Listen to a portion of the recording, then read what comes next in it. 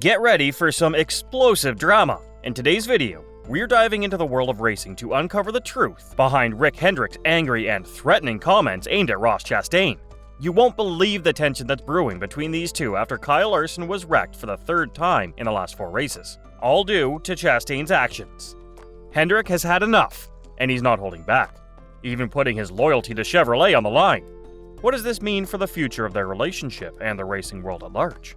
Stick around to find out, because we're about to reveal some shocking insider information you won't want to miss. Don't forget to smash that like and subscribe button, and hit the notification bell to stay up to date with the latest racing news and controversies. Let's get into it. The tension that had been building up between these two reached a fever pitch, and the subsequent event completely shocked the audience.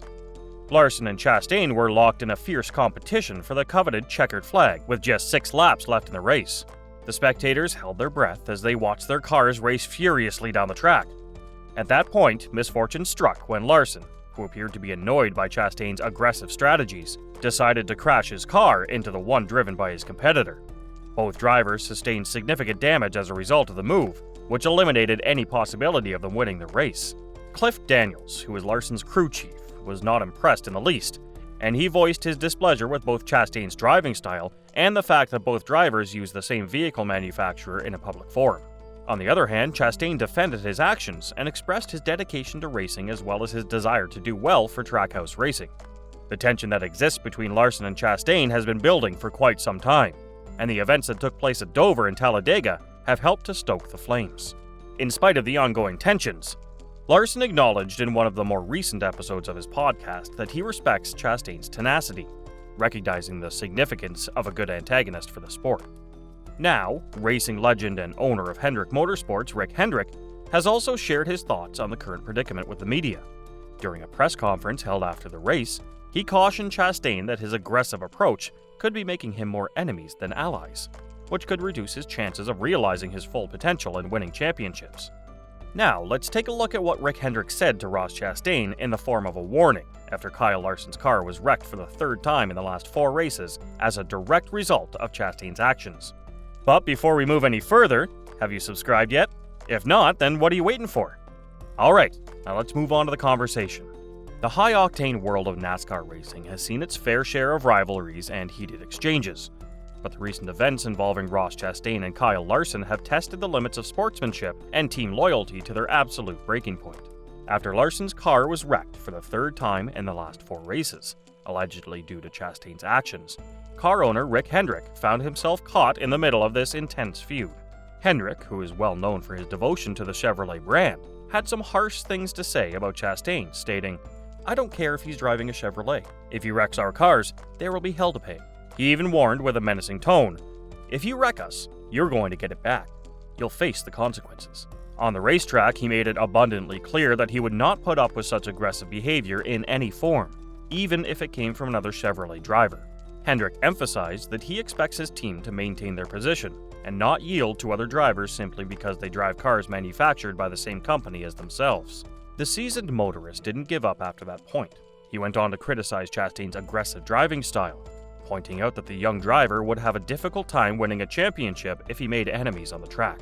Hendrick expressed his desire that Chastain's team owner, Justin Marks, would talk to him about the potential repercussions of his actions, and Hendrick expressed his hope that this would happen.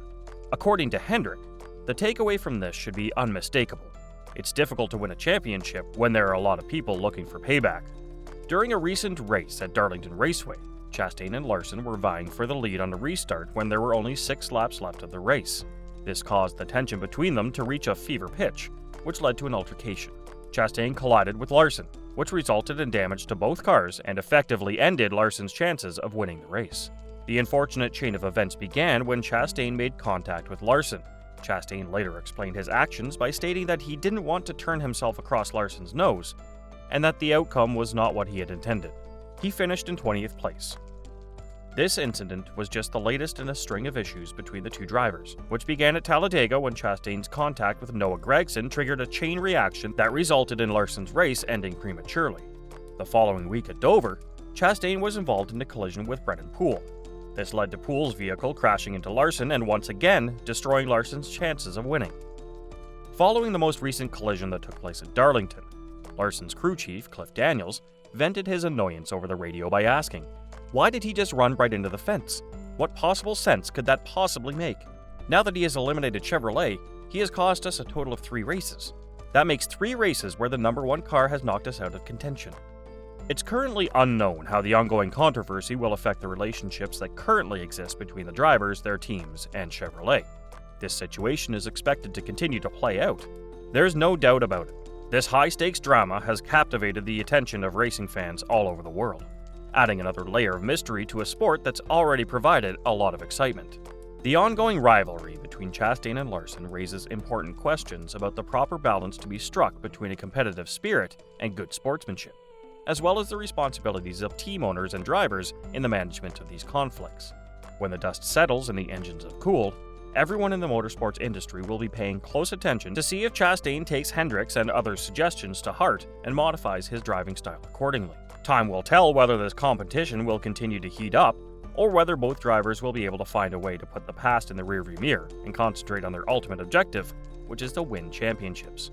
In the meantime, supporters and spectators will be kept on the edge of their seats, eager to see what the subsequent race will bring. There's no question about it, given how much is at stake and how heated things are getting. Let's take a look at what the winner is feeling on Sunday's NASCAR Cup Series race at Darlington Raceway. It's truly heartwarming to witness William Byron's recent victory and the emotional significance it holds for him. Tragically, just days before this win, Byron's grandfather passed away. Despite the grief weighing heavily on him, Byron found solace in the fact that life has a peculiar way of falling into place, and the victory became a way to celebrate his grandfather's life. Byron's win didn't come easily. He faced challenges throughout the race, particularly in the 3rd stage. However, his determination and resilience ultimately paid off, leading to a much-needed victory. In his post-race comments, Byron took the opportunity to express gratitude for his family and their support. With it being Mother's Day, he wished his mom a happy day and also celebrated his sister's recent graduation. Byron's reflections on his journey in the racing world are both humble and insightful. He acknowledges that when he first started driving the number 24 car, he may have been too young and inexperienced, but he has since grown and matured as a driver. The strong team around him, including Rudy, Brandon McSwain, Tyler, and his car chief, have all played crucial roles in his development and success. This core group has worked tirelessly to prepare top-quality cars and provide an unwavering support system for Byron. In the end, the victory at Darlington was not only a testament to Byron's growth and progress as a driver, but also a poignant reminder of the power of perseverance and the importance of family. As he relishes in the joy of his win, Byron remains grateful for the opportunities he's been given, the team that surrounds him, and the loved ones who continue to inspire him on and off the track. In the meantime, NASCAR Off Track has you covered for the latest updates on NASCAR at Darlington Raceway. So that's all we've got for today. We hope you enjoyed it. Tell us what you think of the video in the comments below, and don't forget to subscribe to our channel. We hope to see you in the upcoming video.